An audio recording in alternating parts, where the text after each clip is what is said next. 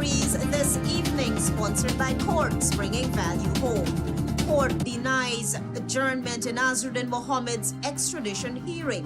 President Ali outlines modern defense strategy at opening of GDF officers' conference. 4 lives lost in tragic cargo vessel incident. PARAG fires back as McDonald claimed teachers are graduating from CPCE without completing the program. And in sport, 2026 Schools Basketball League resumes. HGP Nightly News begins now.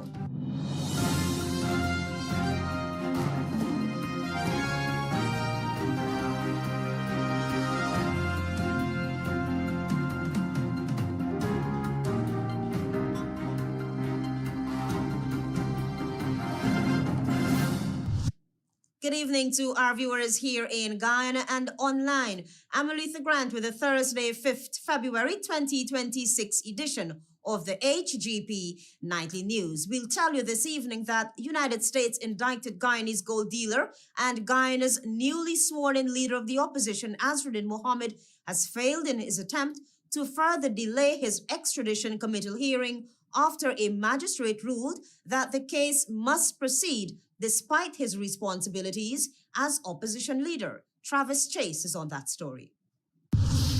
Appearing before Principal Magistrate Judy Latchman on Thursday, Mohamed's legal team asked the court to adjourn the matter, arguing that he was required to be fully engaged in the National Assembly during the ongoing budget debates. His attorney told the court that Mohamed's role went beyond delivering a speech, saying he was constitutionally obligated to listen to hours of debate, absorb key issues, and respond to concerns raised by the government. However, the request was strongly opposed by U.S. Prosecutor Terrence Williams, who argued that parliamentary sittings could not take precedence over criminal court proceedings. He told the court that the extradition matter was grounded in treaty obligations between Guyana and the United States and must be treated with urgency. Williams further stated that there was no scheduling conflict, noting that court proceedings were held in the morning while parliamentary sittings took place later in the day. After hearing arguments from both sides, Magistrate Latchman ruled that the court would not grant the adjournment and ordered that the extradition hearing continue both Thursday and Friday. Mohamed, along with his father Nazar Shel Mohamed, wanted by U.S. authorities to face charges including wire fraud, mail fraud, and money laundering. Travis Chase, HGP Nightly News. Guyana's military leadership is moving to strengthen its national defense as global and regional security dynamics continue to evolve. At the opening of the Guyana Defense Forces Annual Officers Conference, President Irfan Ali outlined a strategic vision for the force in a modern defense environment. Find out more from Tiana Cole. Commander-in-Chief of the Armed Forces, President Irfan Ali, on Thursday outlined a comprehensive and forward-looking plan for the Guyana Defense Force during the opening of its annual Officers Conference, AOC, at Base Camp Iron, Ghana. In his feature address, President Ali said the strategy is multi-layered and designed to ensure officers are equipped to operate effectively in an increasingly complex and modern defense environment. For us to navigate what is now the modern defense system, all institutions must be on board. The head of state noted that while the Guyana Defense Force, GDF, has made significant strides, there is a need to clearly define the next phase of its development. Yes, we celebrate our accomplishments, but we now must define the next phase of this journey. Moving forward, several critical focus areas were identified, including strategic partnerships, energy and environmental security, democratic responsibility, diplomacy, technology, and greater operational integration. Meanwhile, Chief of Defense Staff Brigadier Omar Khan, in his presentation, stated that the GDF remains on high alert amid recent developments in Venezuela, which he said could pose a threat to national security and territorial integrity. For Guyana, these developments are not abstract or distant concerns. they translate into real and present risks for our national security, particularly with respect to border security and the defense of our territorial integrity. Brigadier Khan added that while the force has successfully confronted existing challenges, it is also preparing to respond to new threats that may arise from an evolving operating environment. He further stressed that the Defense Force has reached a critical stage where it must reflect and reassess how it prepares its rank to operate and cooperate effectively in today's security climate. The force continues to advance its resource optimization and internal efficiency measures while making deliberate and measured investments in capability development. Tiana Cole reporting for the HGP Nightly News. Meanwhile, foreign policy and migration took center stage on day 3 of the 2026 budget debates as government and opposition clashed over Guyana's preparedness in a rapidly changing global landscape. Here again is Tiana Cole. Day 3 of the 2026 budget debate featured a sharp exchange between Minister of Foreign Affairs and International Cooperation Hugh Todd and Opposition Member of Parliament Amanza Walton Desir over the direction and execution of Guyana's foreign and migration policies. During our presentation, Walton Desir cautioned that Guyana's foreign and migration frameworks have not evolved at the same pace as the country's emergence as an oil-producing state. Foreign affairs can no longer be treated as routine and administrative. It must now be treated as national risk management. Sovereignty cannot be defended by litigation alone, nor is sovereignty defended by appearances and announcements. On the execution of foreign policy, Walton Desir questioned Guyana's ability to effectively influence outcomes on the global stage, calling for a more strategic and accountable approach. If we are to navigate this era responsibly, our foreign policy must be firm, it must be humane, and it must be transparent. It must be firm in defending our national interests, humane in protecting vulnerable people, and transparent in how decisions are made and how they are implemented.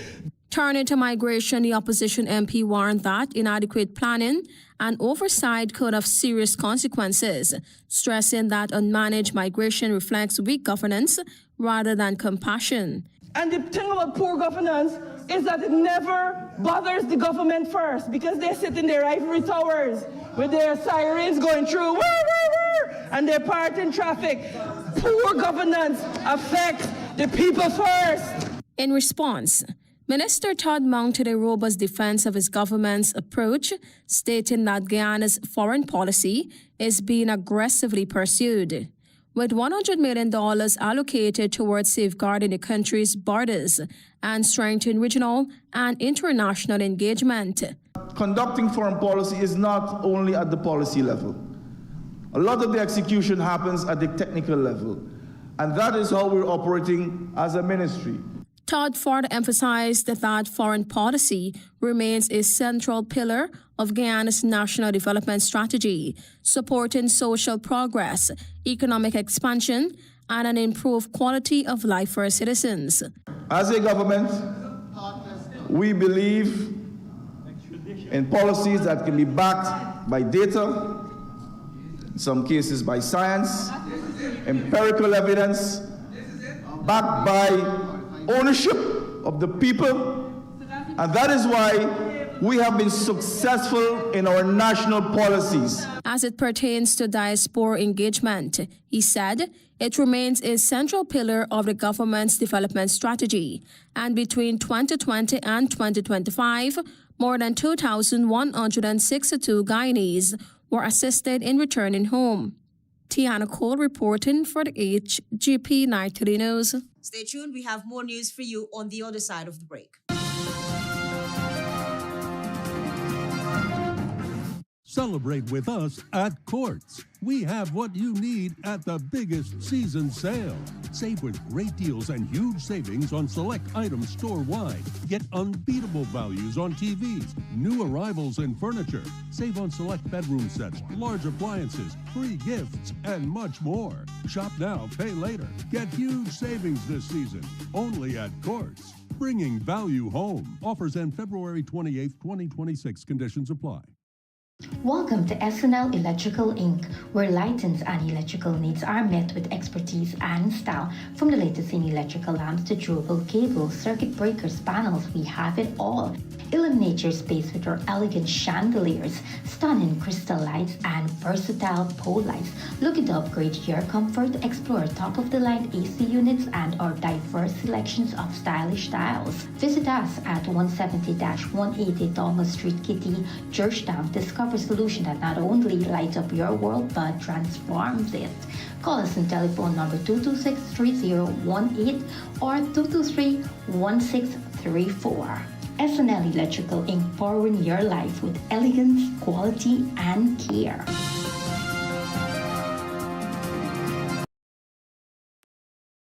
Welcome back. You with the HGP Nightly News. A cloud of grief settled over Georgetown Wednesday evening after 4 crew members lost their lives in a tragic and sudden incident aboard a cargo vessel docked at a Water Street wharf. Travis Chase reports.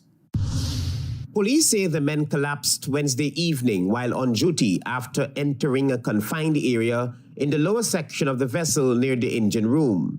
The deceased have been identified as 18-year-old seaman Brandon Dunarine, 57-year-old boat captain Nuwani Prasad, 33-year-old seaman Dominic Alexis, and 25-year-old engineer Jitindra Sanchara. Investigators say initial information suggests that 2 of the men entered the engine room first and collapsed, reportedly after being exposed to suspected noxious fumes. One by one, the others entered in desperate attempts to help their fallen colleagues, only to also collapse inside the confined space. Other crew members quickly raised an alarm. A senior staff of the company spoke with Nightly News off camera. I just got a call that there was an emergency on board, and I just rushed down. I called my team to get, all the emergency people to rush down here to see what exactly is happening. Nothing wasn't described properly until we arrived on the scene. When you arrived, what you saw? We just saw the individuals in the chamber in the vessel. Their bodies now lie at the hospital's mortuary as families wait anxiously for answers.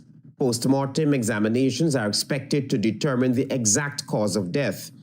Police say no marks of violence were found, and at this stage, no foul play is suspected. The company is putting all the necessary measures in place to operate this vessel, and obviously it's a very sad situation. We're cooperating with all the necessary authorities to carry on the necessary investigation. And You said the company. Which company? Company is Guyana Port Inc. Guyana Port Inc. The engine room of the vessel has not yet been fully processed, pending safety clearance due to the suspected fumes. Travis Chase, HGP Nightly News. On Wednesday, the government faced sharp criticism from Member of Parliament Ganesh Mahipal, who during his budget presentation highlighted government's persistent focus on infrastructural development while completely neglecting human resources development in this year's fiscal plan. Antonio Day reports. Ganesh Mahipal, a Partnership for National Unity APNU spokesperson on local government and regional development, emphasized that budgets are not merely financial records designed to enrich the wealthy, but are tools meant to serve the citizens. This is an imbalanced budget.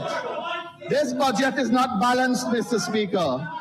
Mr. Speaker, we are told that this is a historic budget, $1.558 trillion, the largest in our nation's history, but size alone does not make a budget significant, and it certainly does not make a budget people-centered.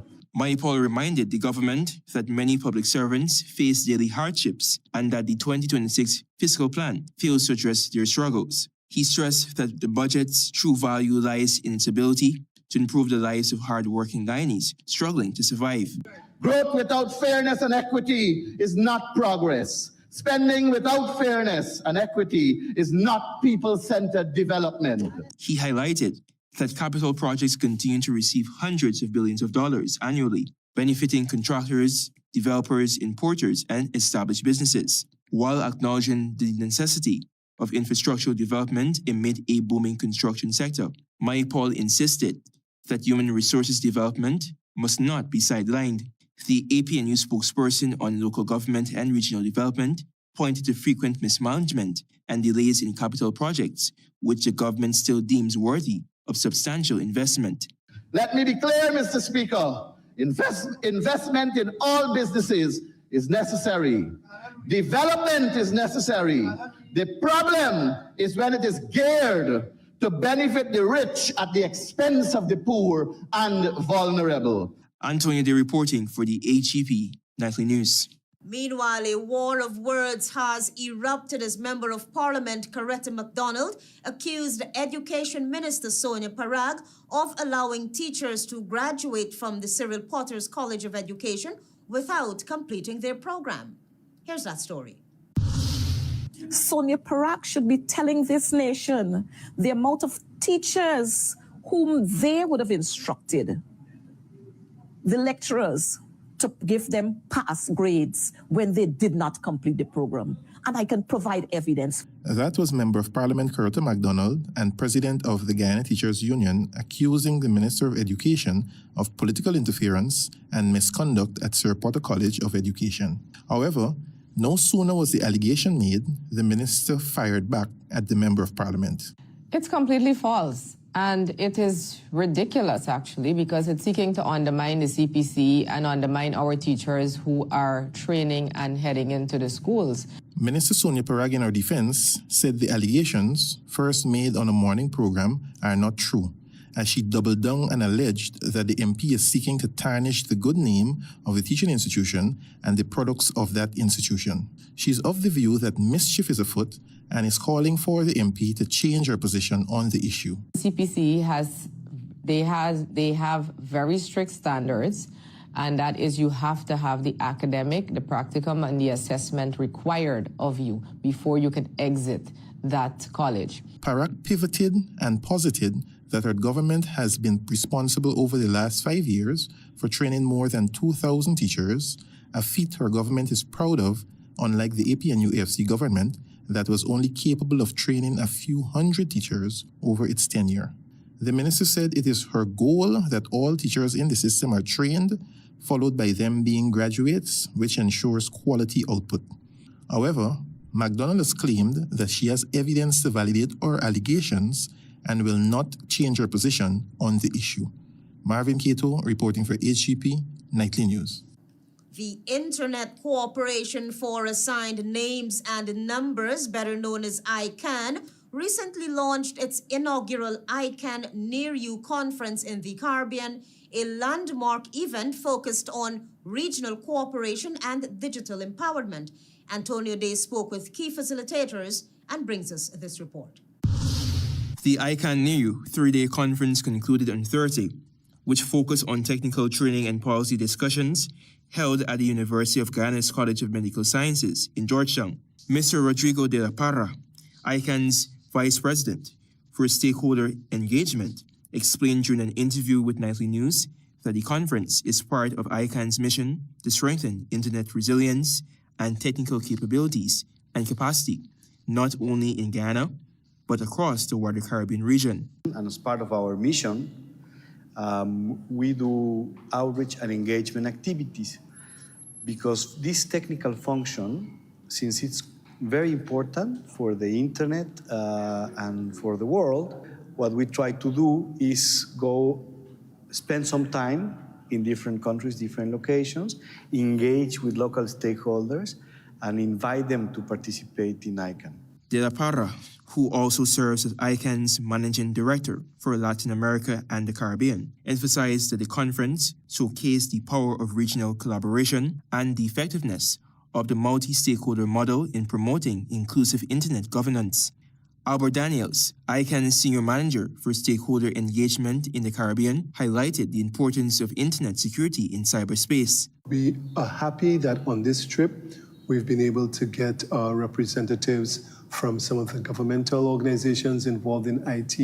You have your NDMA, and we've been speaking with the officials there. And of course, the internet service providers who operate in any country have a very key role to play in terms of ensuring that the internet is delivered in a secure and stable way. This event continues the legacy of regional initiatives like the 2017 Internet Week Guyana, reinforcing ICANN's commitment to bringing vital technical training and policy outreach directly to local communities. The conference brought together a wide range of stakeholders from both public and private sectors, including representatives from the Caribbean Community Secretariat, CARICOM, the National Data Management Authority, NDMA, university students, and internet governance experts. This diverse participation underscores the sheer responsibility to build a resilient and secure internet ecosystem. Antonio De reporting for the HGP Nightly News. Stay tuned, more news after this break. Planning a cleanup? We can help. Sevon's Waste Management skip bins can be provided for home renovation projects, yard cleanup, or construction project. It's simple. Step 1, give us a call. Step 2, we put down the bin. Step 3, load it up with all of your junk. Step 4, we take it away. That's simple. Bins are also available in various sizes, so there is no job that is too big or too small. Call Sevon's Waste Management today at 218-1455. Celebrate with us at Courts. We have what you need at the biggest season sale. Save with great deals and huge savings on select items store-wide. Get unbeatable values on TVs, new arrivals in furniture. Save on select bedroom sets, large appliances, free gifts, and much more. Shop now, pay later. Get huge savings this season, only at Courts. Bringing value home. Offers end February 28th, 2026. Conditions apply.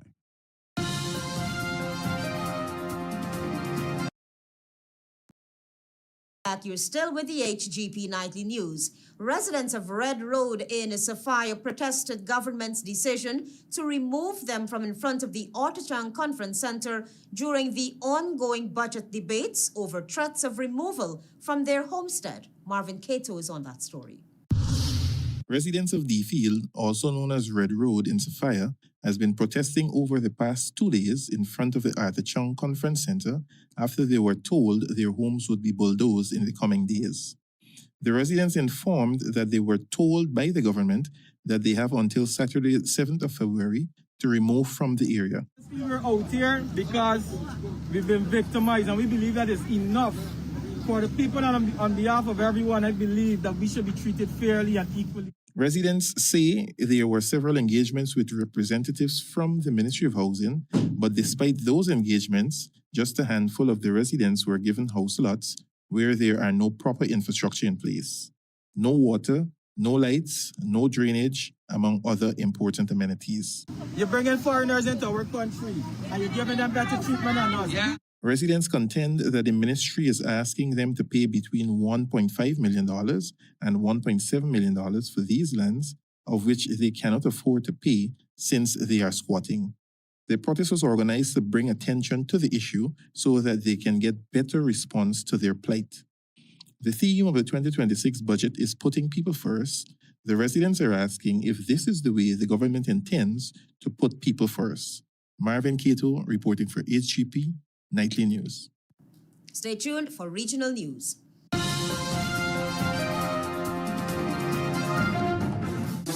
Fruitopia, Fruitopia, it's a drink that's hype. Citrus punch, fruit punch tastes nice. Guava, pineapple, that give me a vibe. We no want nothing less compared to the rest. Fruitopia the best. Quench any thirst when it comes to the test. Perfect thing for my lunch. Flavors pack a punch. Fruitopia, Fruitopia, it's a drink that's hype. It's citrus punch, fruit punch tastes nice. Fruitopia, the drink that rocks your lunchtime. Interested in honoring or paying tribute to a loved one, or just making a loved one feel special? HGP TV offers you all that and more. Air your birthday greetings, death announcements, and wedding anniversaries on HGP TV today. HGP TV offers affordable prices, convenience, and great services. Call us on 220-3660 or email us at sales@hgptv.com.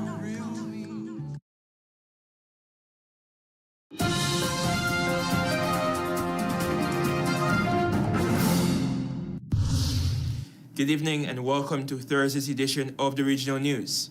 I'm Antonio Day. Here's what you need to know as we turn attention to news in Cuba. United Nations Secretary General Antonio Guterres has warned of a humanitarian collapse in Cuba if its energy needs to go unmet after the United States of America moved to block all oil from reaching the Caribbean island and threaten tariffs on any nation that steps in to help.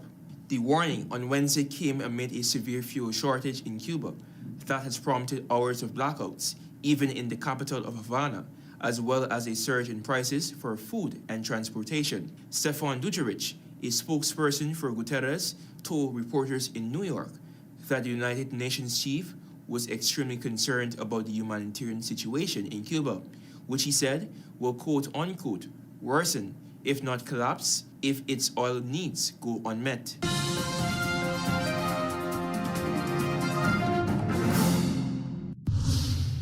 Over to news in Trinidad and Tobago.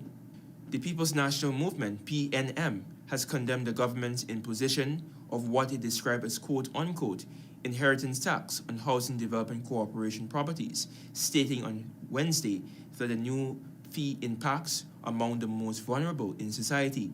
The opposition in a release called on Housing Minister Dr. David Lee to resign, claiming a total collapse of oversight at the Ministry of Housing and asserting that the additional tax was implemented by stealth. The measure was the government's latest betrayal of the people of Trinidad and Tobago through the imposition of what is in substance and effect an inheritance tax on HDC homeowners, disguised as an administrative fee and imposed without consultation, transparency, or lawful authority.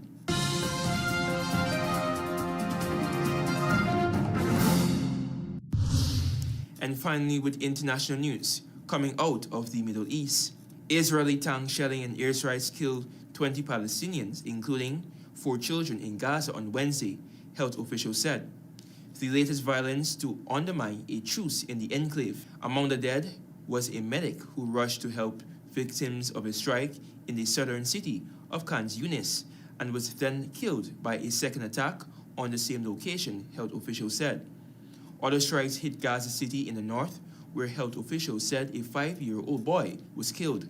The attacks come 3 days after Israel reopened Gaza's main border crossing with Egypt, a major step in the US-backed truce. The Israeli military said it had launched its strikes in response to militants opening fire against Israeli troops operating near its Hamas borderline. Thank you for watching. I'm Antonio Day. Do have a productive evening and goodbye for now.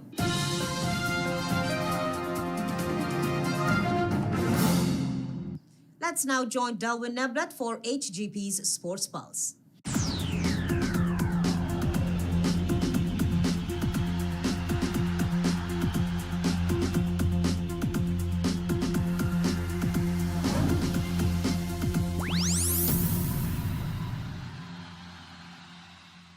Good evening, Guyana. I'm Delwyn Neblet with your HGP TV Sports Pulse for today, Thursday, February 5th, 2026. We begin tonight with boxing. Former multiple-time world featherweight champion Prince Naseem Hamed, while in Guyana, recently met with His Excellency Dr. Mohamed Irfan Ali, who expressed how honored he was to engage the Boxing Hall of Famer. Talks inevitably focused on the president's vision to enhance the sport of boxing in Guyana and how Prince Naseem may be able to contribute in that regard. The British superstar of the 1990s is renowned for his fearless confidence, unorthodox style, and unforgettable entrances. Moving into football, 4 Guyanese officials recently represented the country at the 2026 CONCACAF Women's Under-17 qualifiers held between January 24th to February 3rd. Micah Erskine and Denisha Isaac served as match officials, while Lenville Pert worked as a referee assessor and Natasha Lewis acted as a technical instructor. The officials were assigned to different tournament groups across Curacao, Nicaragua, and Bermuda. Their appointments highlight growing regional trust in Guyana's refereeing standards and reflects continued progress in the nation's football officiating development. Moving into basketball, action continues in the 2026 Schools Basketball League with 3 fixtures at multiple venues on Friday. From 16 hours, St. Rose's High will go up against the Government Technical Institute at St. Rose's Court as President's College take on Queen's College at the President's College Court. The final match on Friday, commencing at 16 hours 30, will feature Marian Academy versus St. Stanislaus College at the Burnham Court. After 3 rounds of competition, Queen's College and President's College top the standings, both with 6 points, as the Government Technical Institute find themselves in 3rd place with 5 points. St. Stanislaus College, St. Rose's High, and Marian Academy complete the points table in that order. Moving into cricket, the West Berbice Cricket Association are set to host the final and 3rd place playoff of the Mr. Singh & Son Construction Service competition at the Cotton Tree Cricket Ground in Region 5 on Sunday. The 3rd place match between Cotton Tree Die Hard and Achiever Sports Club commences at 9 hours 30, while the grand final between the Edward Sports Club and Bushlot United Sports Club is set to begin at 13 hours 30. Finally, in cricket, Team Georgetown delivered a crushing 10-wicket victory over East Coast to remain unbeaten in the Demerara Cricket Board's Inter-Association Under-15 50-over tournament. The defending champions have now secured an uncatchable lead ahead of the final round. Winning the toss and batting first, East Coast were bowled out for 57 in 39.1 overs. Ashton Collins top scored with 17 as Afra Scan and Jasani Craig each picked up 3 wickets. When Georgetown responded, they reached 58 without loss in 6.5 overs as the captain Lamar Seacharan remained unbeaten on 38. The final round on Friday will see Georgetown take on the Demerara Cricket Board Select 11 at the Luzignan Community Centre ground as West Demerara take on East Bank at the LBI Community Centre ground. That's it for this edition of the HGP TV Sports Pulse. I'm Delwyn Neblett reminding you to stay in the game.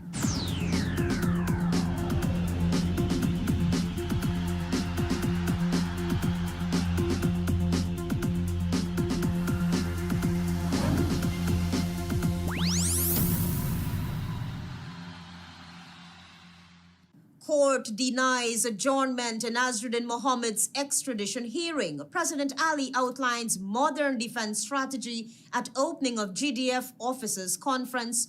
4 lives lost in a tragic cargo vessel incident. PARAG fires back as McDonald claimed teachers are graduating from CPCE without completing their program. And in sport, 2026 Schools Basketball League resumes. Those are our major headlines. For these stories and more, please go to our website. It's www.hgptv.com. I'm ALETHEA Grant. Thanks for watching.